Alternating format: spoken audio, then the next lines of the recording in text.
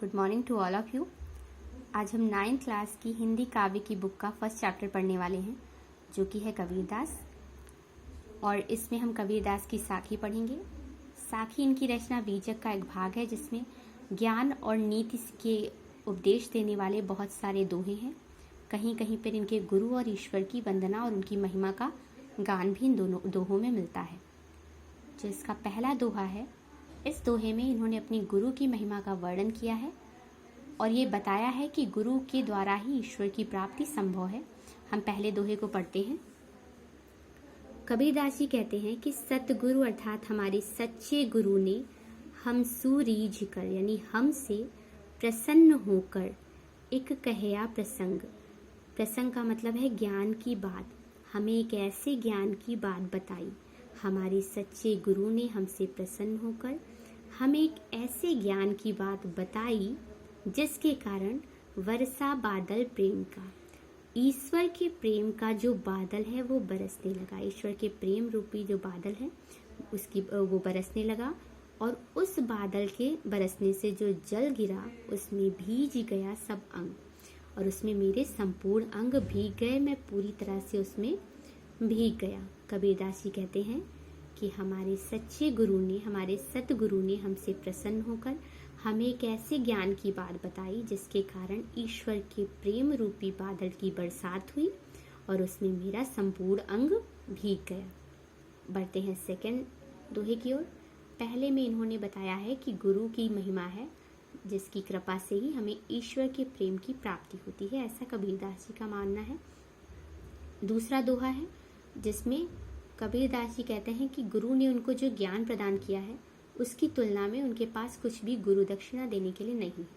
कबीरदास जी कहते हैं कि राम नाम के पट तरे, यानी राम नाम का जो उन्होंने ज्ञान दिया है उसकी तुलना में, उसके समतुल्य, उसके समानांतर दैवे को कछुनाई, मेरे पास अपने गुरु को देने के लिए कुछ भी नहीं है। कबीरदास जी कहते हैं कि मेरे गुरु ने मुझे राम नाम का जो उपदेश दिया है उसके समतुल्य मेरे पास उन्हें देने को कुछ भी नहीं है। क्या ले गुरु संतोषिए, अब मैं सोचता हूँ मैं अपने गुरु को क्या दूँ जिसे पाकर उन्हें संतोष हो, हौस रही मनमाई, यही मेरे मन में अभिलाषा उत्पन्न हो रही है। हौस मतलब अभिलाषा उत्पन्न हो रही है। राम नाम के उपदेश के समतुल्य मेरे पास अपने गुरु को देने के लिए कुछ भी नहीं है। अब मैं अपने गुरु को क्या दे करके उन्हें संतुष्ट करूं, यही अभिलाषा मेरे मन में उत्पन्न हो रही है। तीसरे में आते हैं, ये भी इसमें भी अपने गुरु की महिमा का वर्णन करते हैं, पर इन दोनों दोहों के विपरीत। इसमें ये कहते हैं कि ईश्वर की कृपा से ही हमें गुरु की प्राप्ति होती है। यहाँ ये कहते हैं गुरु की कृपा से हमें ईश्वर की प्राप्ति होती है, और यहाँ पर ये कहते हैं जब ईश्वर आप पर कृपा करते हैं तभी आपको एक सच्चा गुरु मिलता है। तो यहाँ पर ये बताते हैं कि ईश्वर की कृपा से हमें गुरु की प्राप्ति होती है। ज्ञान प्रकाश या गुरु मिला सो जिन बीसर जाई। कबीरदास जी कहते हैं कि गुरु मिला, गुरु के मिलने पर ही, यानी सच्चे गुरु के मिलने पर ही ज्ञान प्रकाश या ज्ञान के प्रकाश की प्राप्ति होती है। गुरु के मिलने पर ही ज्ञान के प्रकाश की प्राप्ति होती है।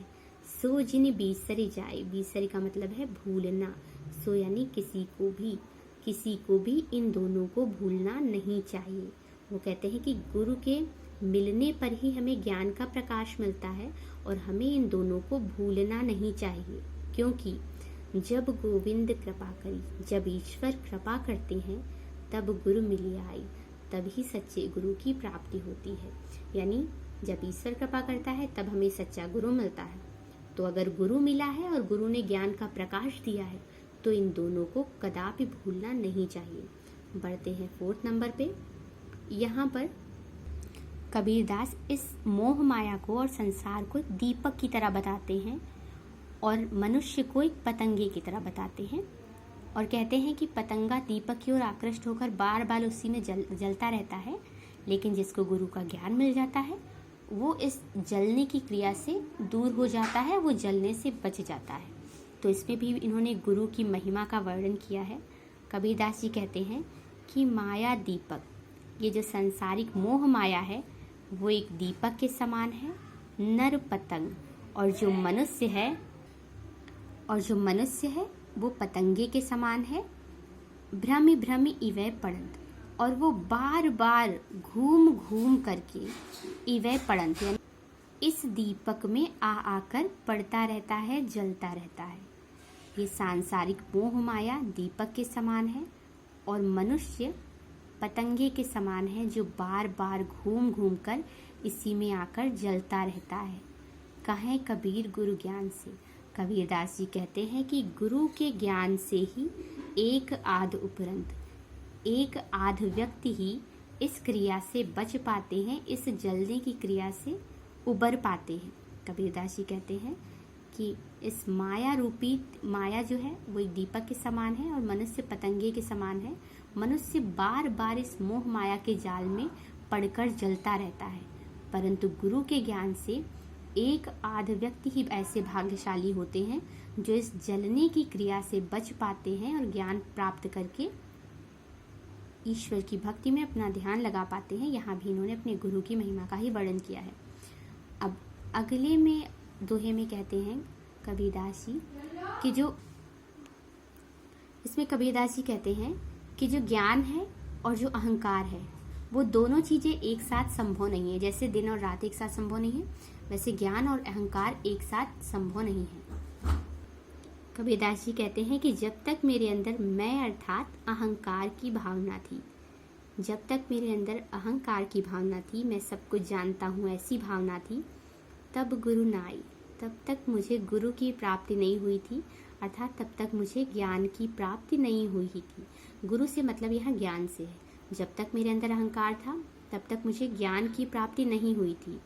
अब गुरु हैं हम नाही, अब जब मुझे ज्ञान की प्राप्ति हो गई है तो मेरे अंदर हम नाही यानी अहंकार की भावना भी खत्म हो गई है। प्रेम गली अति साकरी, अर्थात जो प्रेम की गली है वो अत्यंत सकरी है।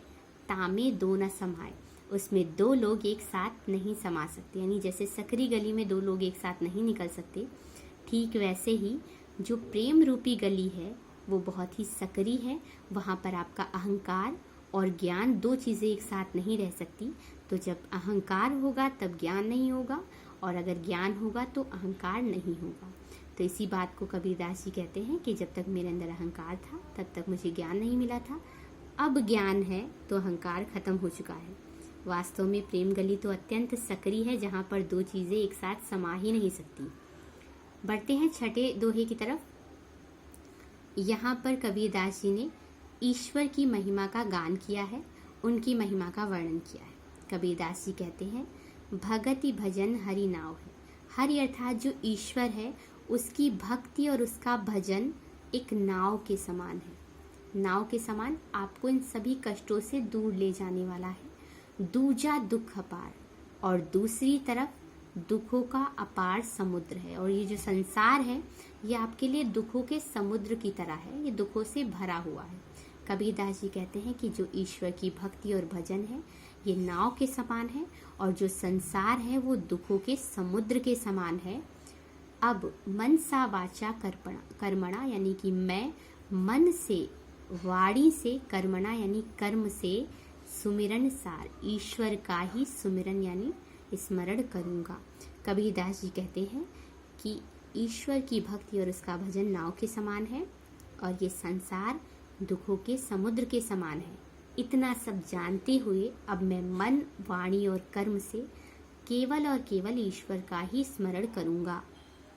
बढ़ते हैं सातवें श्लोक की ओर। कबीर चित्त चमकिया चहुदिस लागी लाए। लाए से तात्पर्य है अग्नि से। कबीरदास जी कहते हैं कि चहुदिस लागी लाए, चारों दिशाओं में, संपूर्ण संसार में मोह माया और लोभ रूपी जो लाए यानी आग है वो लगी हुई है। चारों दिशाओं में यानी संपूर्ण संसार में मोह माया और लोभ रूपी आग लगी हुई है। चित्त चमकिया, चित्त जिससे मेरा मन जो है, चमकिया यानी जल रहा है, जिससे ये जो मेरा मन है वो भी जल रहा है। हरि सुमिरन हाथू गड़ा, परंतु मेरे हाथ में हरि सुमिरन, ईश्वर के स्मरण के समान एक घड़ा है। ईश्वर के स्मरण रूपी, ईश्वर के स्मरण के रूप में एक घड़ा है। बेगे लेहु बुझाए, अब मैं अपने इस मन की आग को बेगे यानी शीघ्रता से बुझा लूँगा। कबीरदास जी कहते हैं संसार में सभी जगह पे मोह माया और लोभ रूपी जो आग है वो लगी हुई है और जिससे मेरा मन भी निरंतर जल रहा है, परंतु अब मेरे पास ईश्वर के स्मरण रूपी घड़े की प्राप्ति मुझे हो गई है। अब मैं इससे शीघ्र ही अपनी आग को यानी इस मोह माया और लोभ को बुझा दूंगा, उसे नष्ट कर दूंगा। बढ़ते हैं 8 नंबर की ओर। यहाँ पर जो कबीरदास जी हैं उनका परमात्मा के प्रति उत्कट प्रेम प्रकट हुआ है, यानी वो शीघ्रता से अपने परमात्मा को प्राप्त कर लेना चाहते हैं और वो कहते हैं कि हे ईश्वर, मैं आपको ढूंढ ढूंढ करके पुकार पुकार कर थक चुका हूँ और अब मुझे अपनी प्राप्ति करा दीजिए।